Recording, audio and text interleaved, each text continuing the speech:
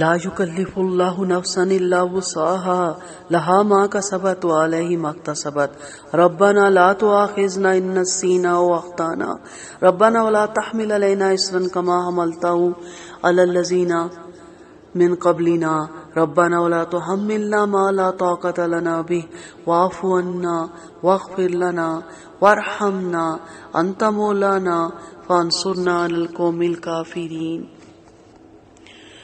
اس جملے میں اللہ تعالیٰ اپنے قانون، سزا اور جزا کا کلیہ بیان فرماتے ہیں، یعنی جو کام کسی انسان کی استطاعت سے بڑھ کر ہے ان پر انسان سے باز پرس نہ ہوگی۔ باز پرس تو صرف اسی بات پر ہوگی جو انسان کے اختیار اور استطاعت میں ہے، اور جہاں انسان مجبور ہو جائے وہاں گرفت نہ ہوگی، مگر اس اختیار، استطاعت اور مقدر کا فیصلہ انسان کو نہایت نیک نیتی سے جو اس کے ہاتھ میں اقتدار ہے، اس کا فیصلہ انسان کو نہایت نیک نیتی سے کرنا چاہیے، کیونکہ اللہ تعالیٰ تو دلوں کے راز تک جانتا ہے۔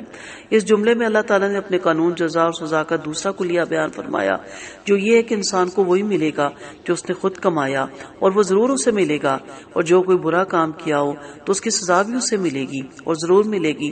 نہ یہاں آباء و اجداد کی نیکی کام آ سکتی ہے اور نہ اس کا نسب، یہ بھی نہیں ہو سکتا کہ کرے کوئی اور بھرے کوئی۔ البتہ یہ ضرور ممکن ہے کہ کسی شخص نے کسی نیک کام کی بنیاد رکھ دی جس کے اثرات اس کی موت کے بعد بھی جاری رہے، تو اس نیکی کے کام میں اس کو برابر کا حصہ ملتا رہے گا۔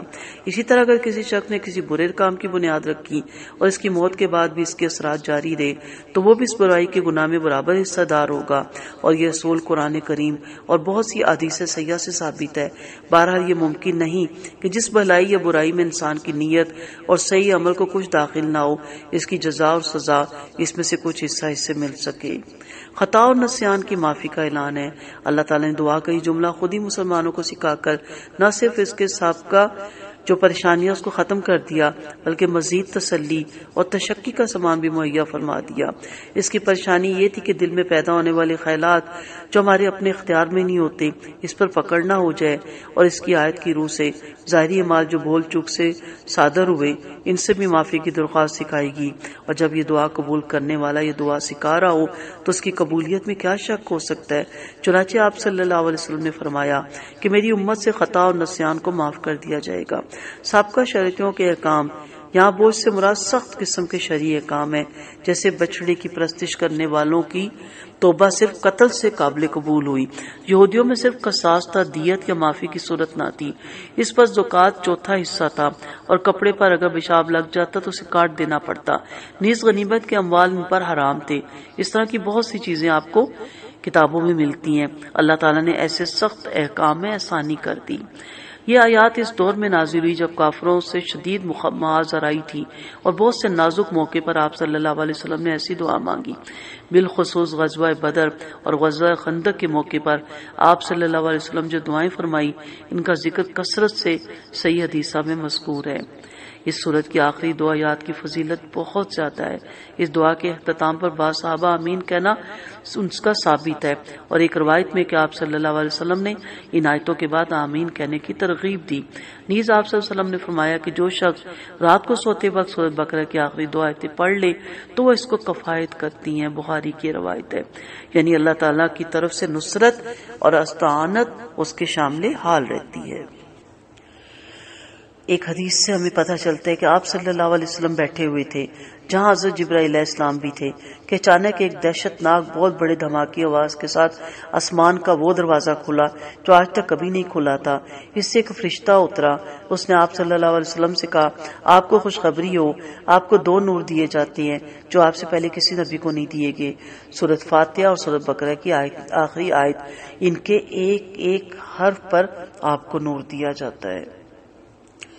حضرت عقبہ بن عامر رضی اللہ عنہ فرماتے ہیں، اللہ تعالیٰ نے نبی کریم صلی اللہ علیہ وسلم کا فرمان بیان کرتے ہوئے فرماتے ہیں کہ سورۃ بقرہ کی دونوں آخری آیتوں کو پڑھتے رہا کرو، میں نے عرش کے نیچے کے خزانوں سے دیا گیا ہوں۔ آپ کا فرمان ہے، ہم لوگوں پر 3 فضیلتیں ہمیں دی گی، میں سورۃ بقرہ کی یہ آیتیں مجھے عرش کے خزانوں میں سے دیے گی جو مجھ سے پہلے کسی نبی کو نہیں دی گئی۔ یہ آیت میں بار بار اسی لیے حدیث کوٹ کر رہی ہوں کہ آپ کو اس کی فضیلت کا معلوم ہو، اس کو ضرور حفظ کریں، اس کو یاد کریں، اور رات کو سوتے وقت ان کو ضرور پڑھیں.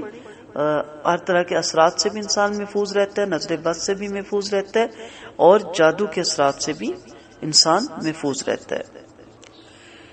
صحیح مسلم کی حدیث ہے کہ اس دعا کے جواب میں اللہ تعالیٰ نے فرماتے ہیں میں نے اسے قبول فرمایا، اور میں یہی اور وہ فرماتے ہیں کہ میری امت کی بھول چوک معاف ہے، اور جو کام زبردستی کروائے جائیں وہ بھی معاف ہے.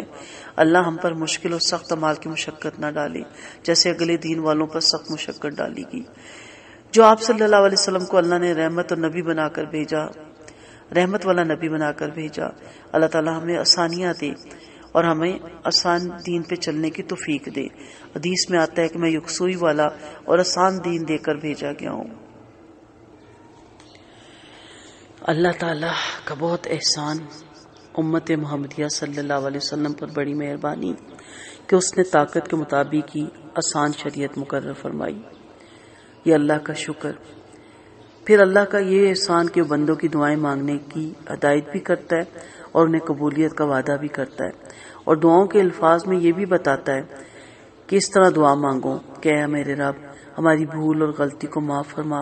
یعنی اگر ہم بھول کر کوئی فرض چھوڑ دیں یا کوئی گناہ کر بیٹھیں یا علمی سے شریعت کے مطابق عمل نہ کریں تو ہمیں معاف فرما دیں. دعا بھی سکھائی اور معاف بھی فرماتا ہے، اور یہ بھی فرمایا کہ میں نے اس دین کو آسان کر دیا گیا. مسلم میں ابو ہریرہ رضی اللہ عنہ اور ابن عباس کی حدیث ہے کہ اللہ نے فرمایا میں نے دعا قبول کر لی، یعنی مجھے منظور ہے اور میں ایسا ہی کر دیا. اللہ کے رسول صلی اللہ علیہ وسلم نے فرمایا مجھے نرم و نازک اور پاکیزہ دیندار بنا کر بھیجا گیا. اللہ نے عفو درگزر کا وعدہ فرمایا، تکلیف برداشت سے باہر نہیں دی جائے گی. اللہ فرماتے ہیں اے اللہ، اور ہماری تو ہمیں دعا سکھائی جاتی کہ اے اللہ میں عفو مغفرت عطا فرما، ہم پہ رحم فرما، یعنی تیرے علم میں ہم سے جو بھی گناہ ہوئے انہیں معاف فرما، اور ہم سے تیرے بندوں پہ جو زیادتی ہیں انہیں بخش دے، ان پر ہماری برائیوں کو پکڑ نہ کرنا. اور پھر نصرت کی فتح و نصرت کی دعا ہے. تو ہمارا آقا ہے، یعنی تو ہی ہمارا کارساز ہے، مددگار ہے، تجھ پر ہمارا بھروسہ ہے، ہر کام میں تجھی سے مدد مانگی جاتی ہے اور ہم تجھی سے طاقت اور قوت مانگتے ہیں. لہٰذا ہمارے کافروں پر جنہوں نے تیرے دین سے انکار کیا، تیری توحید ٹھکرا دی، تیرے نبی کی رسالت نہ مانی، بتوں کی پرستش کی اور تیرے بندوں کو تیرے ساتھ شریک کیا، مدد فرما اور دنیا آخرت میں ہمارے انجام خیر فرما. اور اس دعا پہ بھی اللہ تعالیٰ نے فرمایا میں نے قبول فرمایا. تو اس کے بعد پھر کیا رہ جاتا ہے؟ کتنے خوبصورت الفاظ ہیں کہ ان کا احاطہ کرنا بھی ایک عام انسان کی عقل سے باہر ہے. اس کی فضیلت یا تفصیل کیا بیان کریں گے، ایک ایک لفظ میں گہرائی ہے. تو یہ دعائیں بہترین دعائیں ہیں، اور رات کو سوتے وقت یا آخری رکوع ضرور یاد کریں، اپنی نماز میں بھی پڑھیں اور ویسے بھی سوتے وقت بھی پڑھیں تاکہ اس کی فضیلت سے ہم سب محروم نہ رہ جائیں. حق اس کا ادا نہیں ہو سکتا، مختصر سے بتانے کی کوشش کی ہے. باقی آپ تفسیر کی کتابیں خود پڑھیں اور ان جو آیات ہیں ان کے بارے میں مزید سیکھیں، سمجھیں اور دوسروں تک پہنچائیں. الحمدللہ آج سورۃ بقرہ کی تفسیر مکمل ہوئی. اس میں جو بھی صحیح بتایا وہ اللہ تعالیٰ ہی کے حکم سے، توفیق سے، وہ جو غلطی ہوئی وہ میری ہی کمی اور کوتاہی ہے. میں اللہ سے دعا گو ہوں اور آپ بھی میرے حق میں دعا کریں کہ جو صحیح بتایا اللہ تعالیٰ اسے قبول اور منظور فرمائے اور اس کی جزا کو آخرت کے لیے مخصوص کر لے اور راضی ہو جائے ہم جیسے گناہگاروں سے. اور جو غلطی ہو گئی، غلط بتا دیا، لا علمی میں، کم عقلی میں، کم علمی میں، تو اللہ تعالیٰ مجھ جیسی گناہگار سے عفو درگزر کا معاملہ کرے. انشاءاللہ نیکسٹ کلاس میں سورۃ آل عمران کے ساتھ آغاز کریں گے. اللہ سے دعا ہے کہ اللہ تعالیٰ ہمیں توفیق دے کہ ہم اپنی زندگی میں ایک دفعہ قرآن کی مختصر تفسیر کو سیکھ سکیں، سمجھ سکیں اور اسے عمل میں لا سکیں. وآخر دعوانا ان الحمد للہ رب العالمین. سبحانک اللہم وبحمدک، نشہد ان لا الہ الا انت، نستغفرک ونتوب الیک. السلام علیکم ورحمۃ اللہ وبرکاتہ. دعاؤں کی طالب ناچیز رخسانہ اجاز.